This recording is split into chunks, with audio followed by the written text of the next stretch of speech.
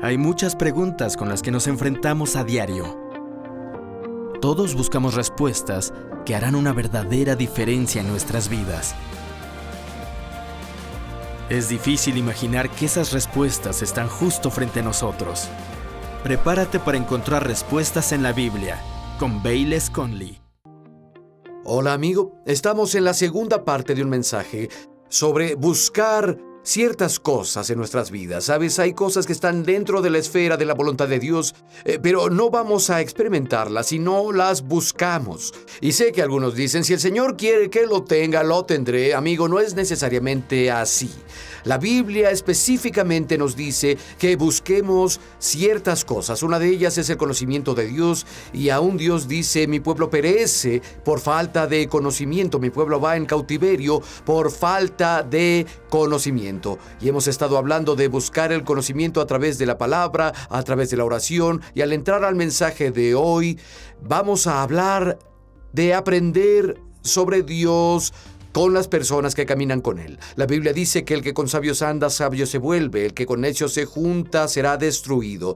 Y la verdad es que mucho del conocimiento de Dios vendrá a nosotros, sí, directamente de Dios, a través de su palabra y oración, y también al asociarnos con personas que caminan con Él. Entremos a la palabra para ver qué tienen que decir las Escrituras sobre esto. Y ahora el pastor Bayless Conley con la segunda parte del mensaje de la semana pasada. La cuarta y última manera de la que quiero hablarles sobre cómo podemos y debemos buscar el conocimiento de Dios es a través de personas sabias que caminan con Dios. Dios se revela a través de las personas.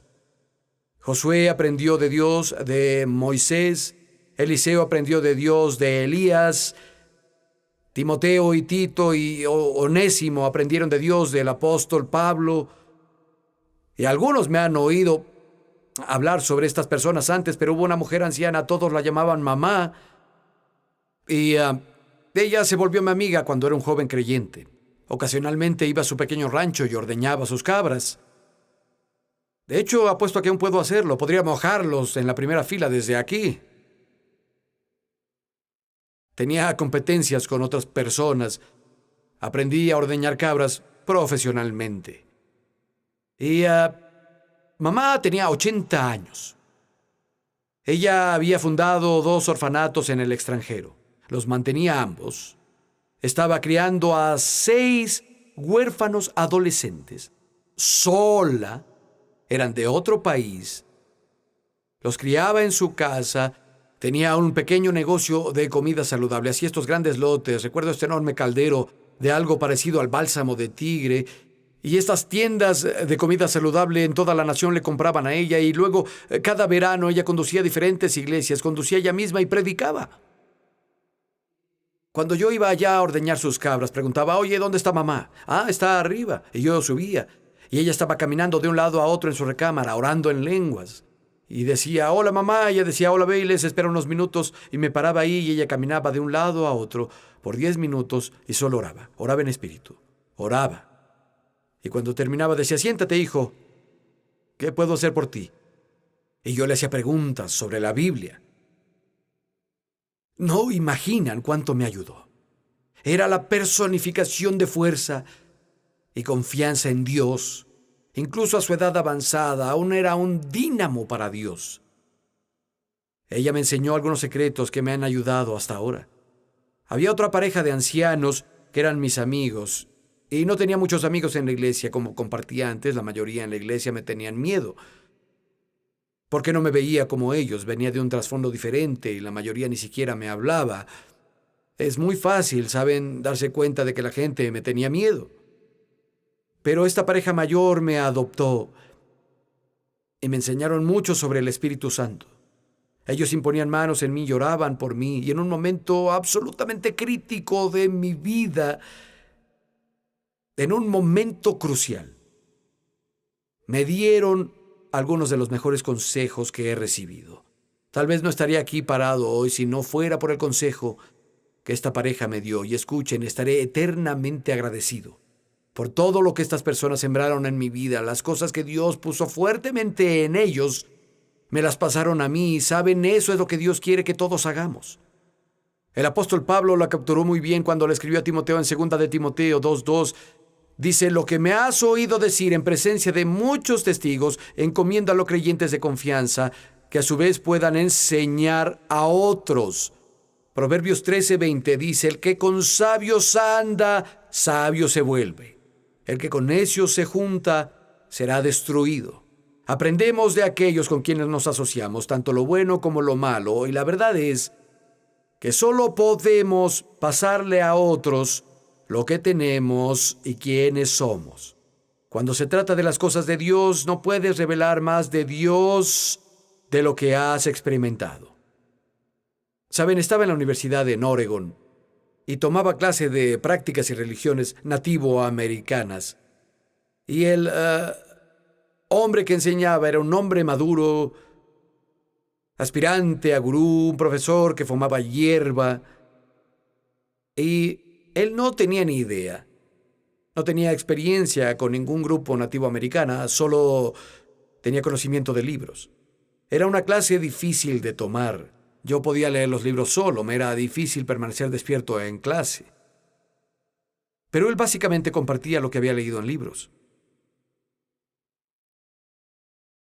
Durante esa misma temporada había vuelto a un pueblito remoto en las colinas de Oregon con amigos. Y caminábamos por una calle secundaria de este pueblo diminuto, y en el patio había pieza tras pieza de los muebles más hermosos que hubiera visto. Y había un hombre viejo sentado en el patio. Esto fue hace casi 40 años. Caminé hacia él y comencé una conversación. Dije: oiga, son cosas hermosas. ¿Dónde las compró? Y él dijo: las hice todas. Y dije: ¿en serio? Resulta que hizo todo sin usar una sola herramienta eléctrica. Nos llevó a su taller y nos mostró todo. Y luego nos invitó a su casa. Pasamos la tarde con él. Es una historia interesante. Él nació por ahí del cambio de siglo y fue huérfano desde que era pequeño. Y 2 viejos cazadores de búfalo lo adoptaron y lo criaron. Y ambos cazadores de búfalos no solo habían pasado tiempo, habían sido criados por una tribu nativoamericana. Y todo lo que habían aprendido sobre sus costumbres para hacer las cosas y su genialidad se lo habían pasado a él. Y pasamos toda la tarde haciéndole preguntas. Nunca lo olvidaré. Dijo: ¿quieren verme hacer una punta de lanza? Y dije: sí. Él sacó una pieza de venado escondida debajo de la mesa, le quitó la cornamenta y tenía un trozo de obsidiana. Y en menos de 2 minutos hizo una punta de lanza absolutamente perfecta. Dijo: ¿hago esto todo el día? Dije: supongo que sí. Nos enseñó a silbar con un pedazo de corteza o una piedra plana entre los dedos o una cáscara de bellota. Era un silbido que penetraba el oído. Habló de cacería. Todas estas cosas eran algo personal, conocimiento íntimo que él tenía porque había practicado estas cosas y las vivió de primera mano, opuesto a mi profesor de la universidad. Había una gran diferencia entre los dos.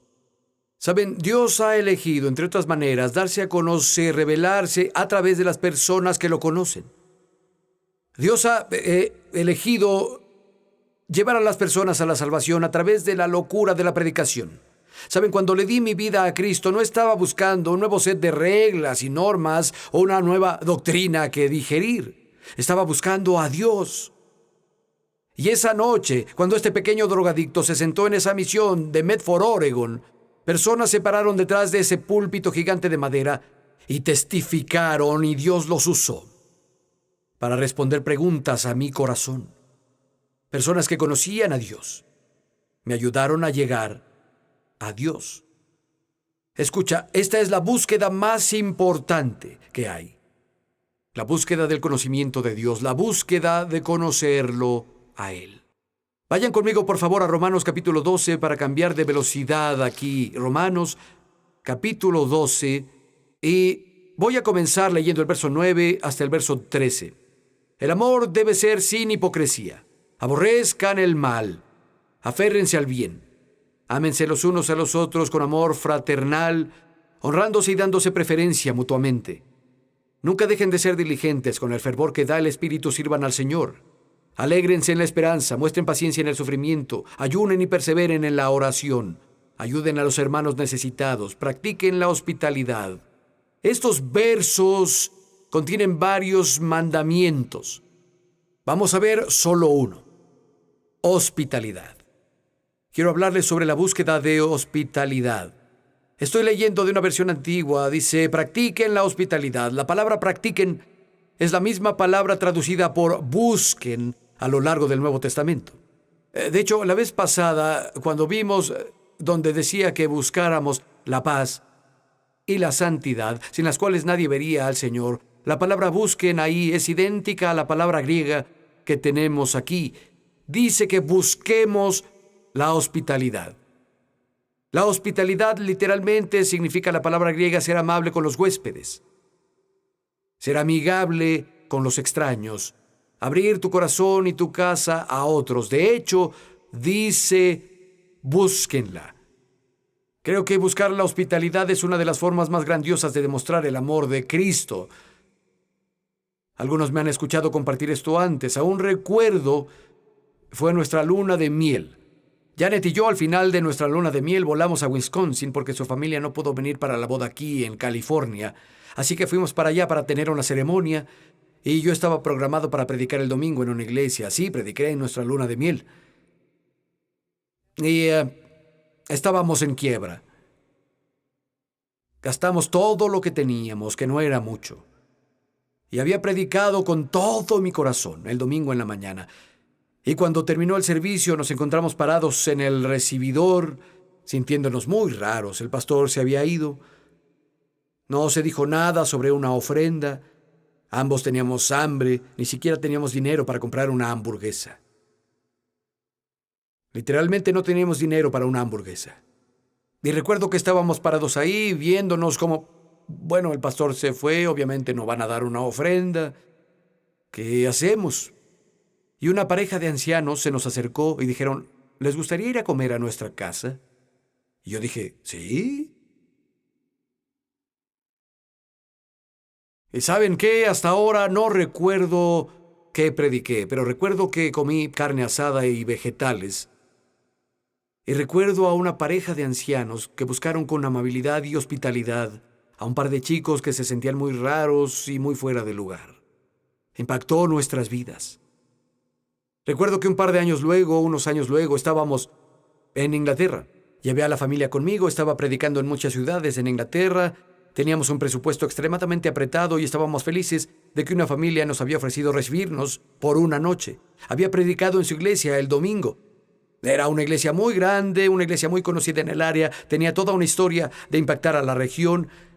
Pero ¿saben qué? No recuerdo el nombre del pastor, no recuerdo qué prediqué, pero recuerdo que bebí taza de té tras taza de té y comí pequeños sándwiches y jugué croquet en su patio en el sol de Inglaterra.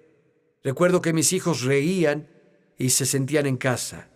Recuerdo su amabilidad y generosidad. Hablé con Rebeca, nuestra hija, hace unos días sobre eso. Ella era solo una pequeña, diminuta. Aún recuerda que jugó croquet en su patio y recuerda a estas personas y recuerda su hospitalidad. Nos impactó. Fue una demostración del amor de Cristo que llevo conmigo hasta este mismo día. Ahora, conocen a algunos en la iglesia. Ellos buscan el aislamiento más que la hospitalidad. Y sí, es necesario que haya un balance, ¿sí? Saben, hay tiempos en que nuestra casa es como la estación Grand Central y las camas parece que nunca se enfrían. Tenemos tantos invitados con nosotros, las camas siempre están tibias. Pero también hay veces en que es solo tiempo Conley. Es tiempo que nadie va a estar con nosotros, es un tiempo tranquilo y de familia. Vamos a tener una temporada donde solo es tiempo de los Conley solamente. Necesita haber un balance entre los dos. Pero si vas a exagerar, no lo hagas del lado del aislamiento. Exagera del lado de lo que Dios nos manda a hacer. Busca la hospitalidad. Bueno, ¿por qué buscarla? Te daré varias razones. Número 1, porque es un mandamiento, no una sugerencia. Si Jesús es el Señor, y Señor significa jefe, significa que hacemos lo que dice, que sus palabras son nuestra autoridad final. Busca la hospitalidad. No es una sugerencia, es un mandamiento de Dios.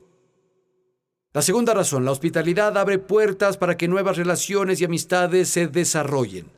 Algunos de sus más grandes amigos, algunas de las personas que influirán en tu vida más, aún vas a conocerlas. Y si buscas la hospitalidad, vas a poder pasar tiempo sin prisa con personas únicas creadas a la imagen de Dios que han tenido información y aprendido cosas en su jornada que tú necesitas en tu vida.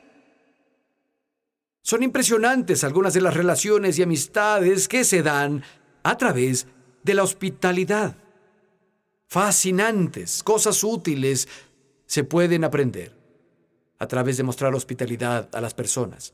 Número 3, porque es una forma tangible de demostrar el amor de Dios y la realidad de nuestra salvación a las personas que necesitan más que palabras.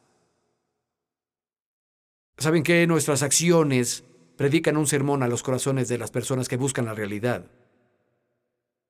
Escuchen estos versos, es de la Biblia, el mensaje, 3 de Juan 5.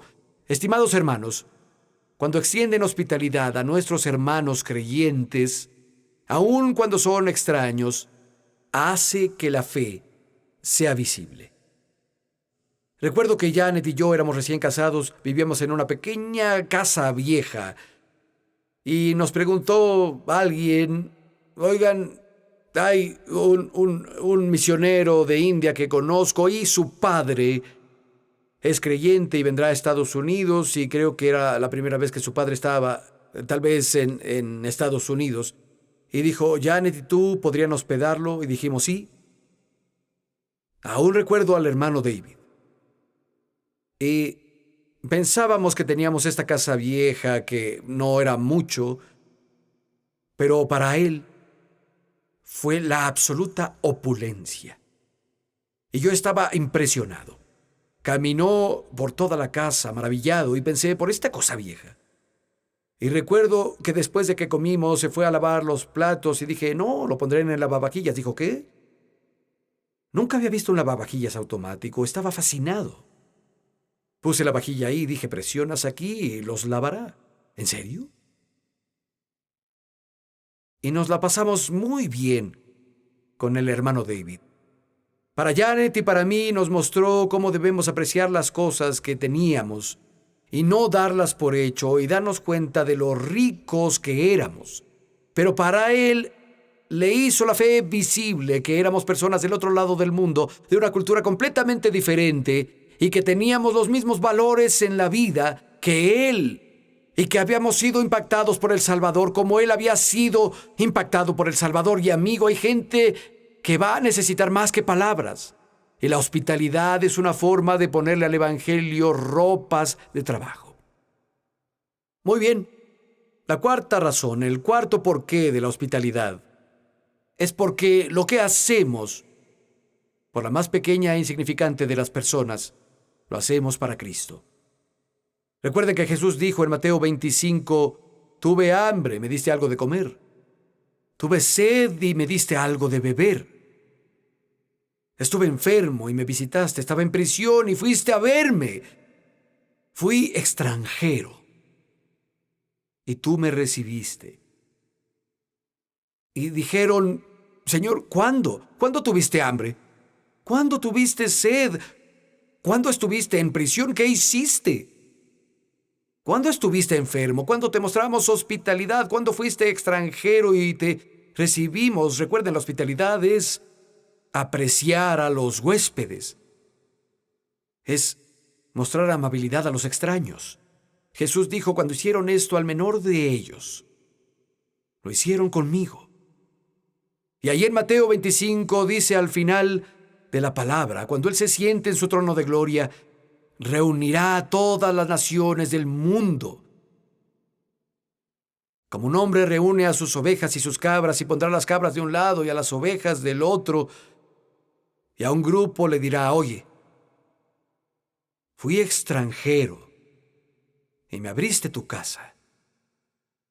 Ellos dirán, ¿cuándo? Y dirá, cuando lo hiciste por el más insignificante. Y al otro dirá, miren, nunca me mostraron hospitalidad, nunca me alimentaron. ¿Cuándo no hicimos eso por ti, Señor? Cuando no lo hicieron por el más insignificante. Es bueno tener en mente que cuando mostramos hospitalidad, Jesús lo toma personal. Ahora, creo que entendemos que hay un principio dominante aquí. Siento que para alguien debo decirlo. La sabiduría es el principio. Muy bien. Obviamente necesitamos escuchar el testimonio del Espíritu, necesitamos conocer la temperatura de la familia y todos estos factores se toman en cuenta. Pero el hecho permanece de que Él nos ordena practicar la hospitalidad. ¿Recuerdan cuando Pablo y Silas fueron a Macedonia y Lidia y su familia fueron salvados y luego todos bautizados? Ella habló con él y dijo, mira, si en verdad crees que estoy contigo, si en verdad crees que he aceptado a Cristo, quédense conmigo. Y dice que ella los convenció. Una traducción dice que ella no aceptó un no por respuesta. A veces las personas rechazarán su oferta de hospitalidad por orgullo, porque ellos no quieren aprovecharse de tu generosidad, de tu liberalidad y amabilidad, pero en secreto esperan que tú insistas. Y a veces, si sientes que Dios lo puso en tu corazón, sé persistente. Como Lidia fue persistente, y los convenció de que se quedaran, incluso cuando al principio dijeron que no. Y sean sensibles. Pablo escribe a los Corintios sobre eso, o fue a Tito o a Timoteo, no estoy seguro de cuál ahora, pero dijo, no podía dejar de hablar de la sensibilidad de tu hospitalidad. Y es bueno ser sensible. Saben, puede ser raro estar en casa de otra persona, especialmente si sientes que te estás imponiendo a su intimidad o a su generosidad.